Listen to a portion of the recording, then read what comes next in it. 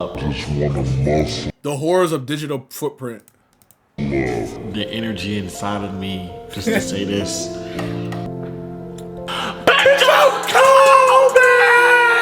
Get back at it is cringy as hell. It is. It's funny as hell. It's cringy as fuck. Like when I see myself, like it's cringy as fuck. Like, of course, I cringe in my soul. I can't say it. What people don't tell you about posting on the internet is that your older self is really your biggest enemy. Digital footprint is easily the worst side effect of using the internet. Mommy, please give me cuddle.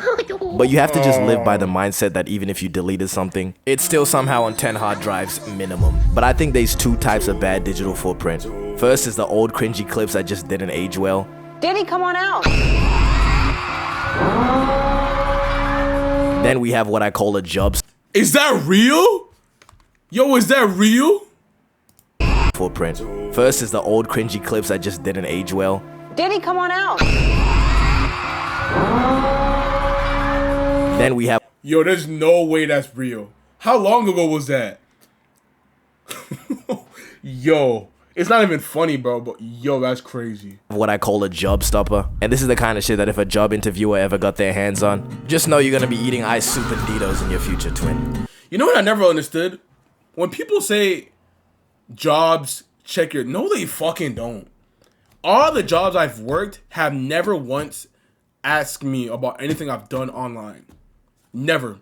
Like, I've always seen people say, oh yeah, there's digital footprint, you're never gonna be able to get a job. Bro, is this just for office jobs? I've never worked an office job. I've only worked like retail, fast food, in fact, a factory, 2 factories.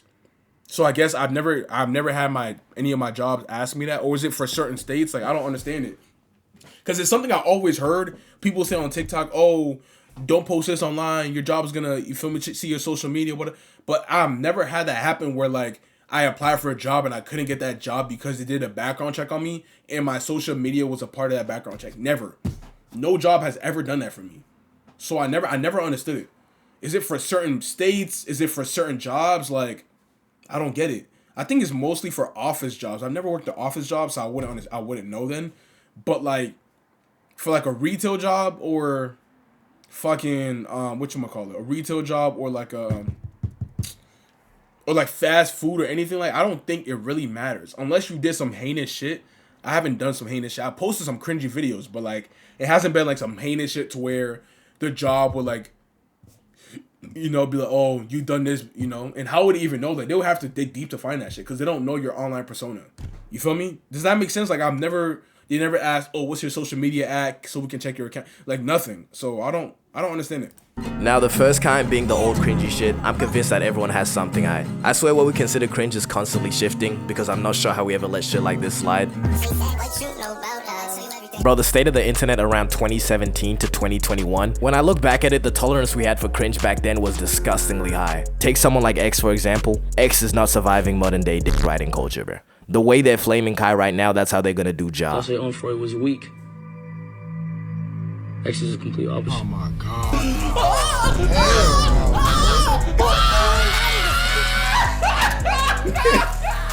I'm really thinking about that bullshit he did in his XXL freestyle, where he just dropped the beat and started venting.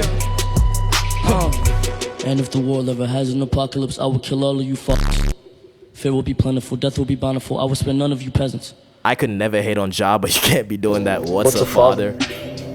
That shit is not safe. You are gonna get flamed. But X managed to escape getting flamed for his digital background because, you know, the nigga is not alive. But someone who wasn't as lucky was Osama-san, nicknamed the Goose Creek Freak. After this image was found, y'all need to be polite, bro. Nobody chooses to come from Goose Creek. But just from this stance, you know the nigga was not putting out buckets.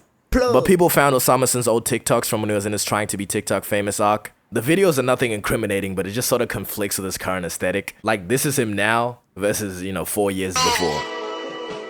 As a person who's got some embarrassing shit floating out there, yo, I really don't wish this on anyone, bro. Like, if you just knew my old gamer tag, you could find my TikTok account from when I was 12 that I've been reporting since 2021. Now, Osama-san did not have a crazy digital footprint. It was just a big ass aura loss, bro. And not to mention that this guy has the worst fan base ever.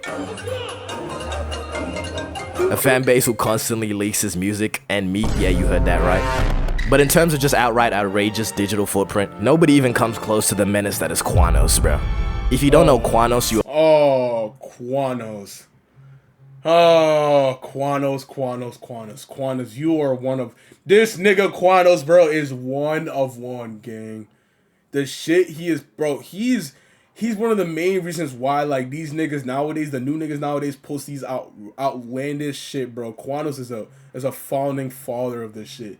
Deadass, bro. Why?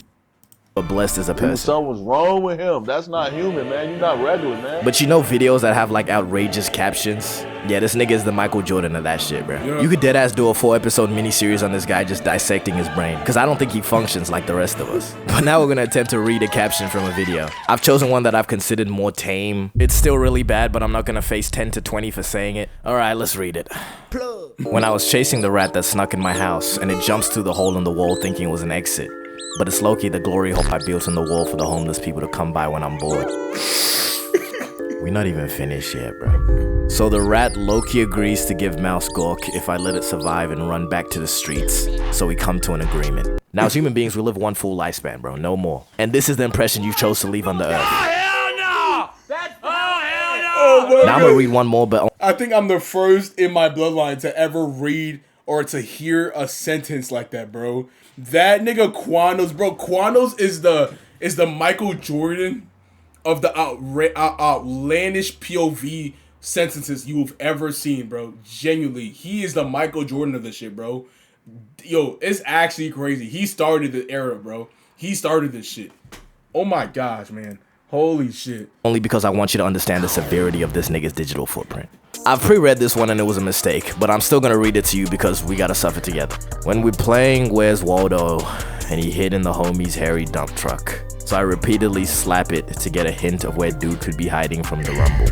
Reading a Quanos quote is not for the weak, bro. Oh, Famala, it's a madness. But I saw this clip the other day of a guy that has a ring that detects his heartbeat. And if it shows that his heart has stopped beating, the ring clears all the data on his iPad and just completely wipes the hard drive. As a matter of fact, let me just show you this clip. I don't know why I bothered explaining all that. If I died right now, this ring would detect that my heartbeat had stopped and it would wipe all my internet history along with all the data from my iPad. But now here's where the real questions get asked. For what purpose, bro? This is villainous activity, am I wrong, bro? Either you have saved snaps with Epstein, or you're one of them freaking natures that somehow have 7 terabytes of cheese pizza. Which, by the way, I've had this conversation with multiple people. What's wrong with these people that get caught with crazy amounts? I'm talking terabytes. Like, I don't think you understand how much a terabyte is, bro. In Spain, they seized 500 terabytes of this stuff. That's 1,000 of CP? PS4 hard drives. Alright, back to the topic, bro. What am I? But the thing with your digital footprint, a good amount of it you can just get away with deleting. Electric hedgehog power. Pew!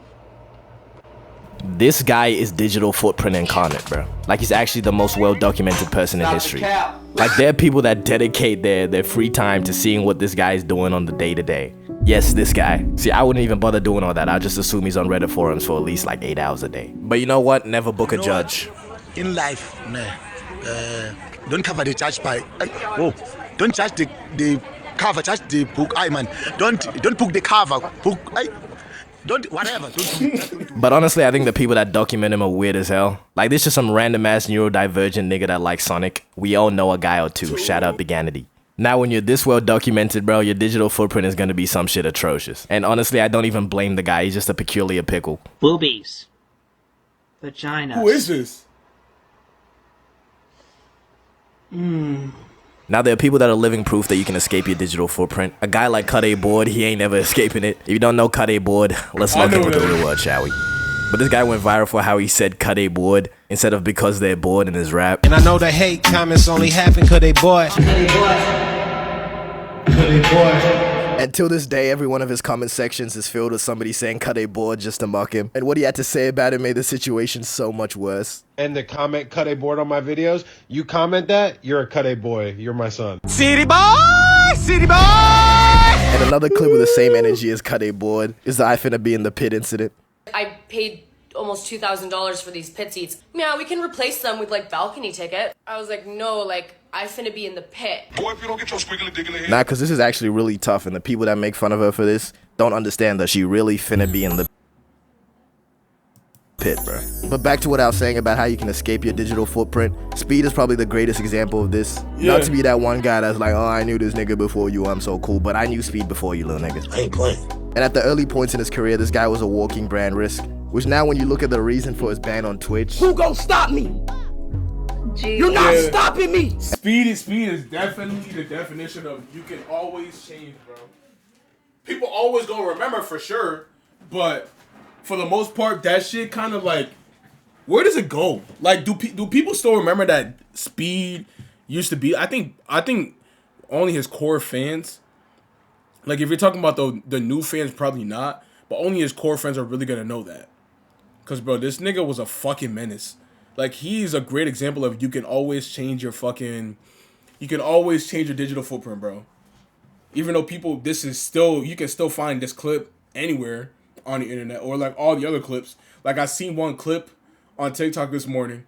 It was like streamer of the year, by the way, and it was Speed he was talking to this lady in fucking Valorant and telling her to let me not repeat it, actually. Let me not repeat it. And then some more clips from his early career. You actually wouldn't have a clue how he got to where he is now. I'm pretty sure Speed has more motion than most royalty. But one thing I'll never understand though is the people that still have IG posts up from like 2017. Me personally, I always find a way to despise myself from like 6 months ago. And bro, the flicks aren't even tough though. It's always some low quality shit with the worst fit you've ever seen. But for the people that have Twitter and have been tweeting since they were young, delete your old tweets, bro. Every other week we digging up a new person who tweeted some edgy shit when they were 16. But I think most people overestimate how much digital footprint will actually affect. Wait, what? Who tweeted some edgy shit. I wish 13, 14, 15-year-old girls weren't allowed to be so hot. I wouldn't feel like such a creeper when I just look at them. I'm still 19. Whoa. Why'd you say that? Machine Gun Kelly? Whoa. MGK? I thought this was a random. What the fuck, MGK? MGK. Really, Machine Gun? Really? I thought this was a random. I swear I thought this was a random saying this. I'm like, okay, it's a random. He doesn't got nothing to lose. Machine Gun Kelly, you said this? You said this? Yo, bro, wow, what the fuck? Why'd you, and he had the nerve to say hashtag, I'm just saying. What? You're proud of this? You're proud of this? What the fuck? What's wrong with this nigga? What's wrong with him? When they were 16. But I think most people overestimate how much digital footprint will actually affect you. If you didn't go like mega viral, you gotta give him that hawk. I don't see your employer scavenging your TikTok to find something. And if they do tell bro to get a job, that's some unemployed behavior. But as long as your full name isn't connected to whatever you're doing, bro, yeah, you're chilling. My name is Drew. You know I made that video. And then Pop Molly. I fuck with this video. It's a great video. Oh man, great fucking video, bro. I think I'll post this on my second channel. Or my first? Nah.